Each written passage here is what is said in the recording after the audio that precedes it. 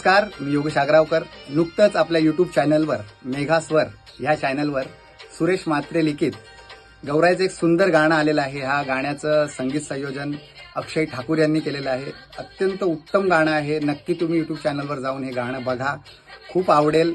आणि ह्या चॅनलला सबस्क्राईब करा, लाईक करा, शेअर करा. धन्यवाद.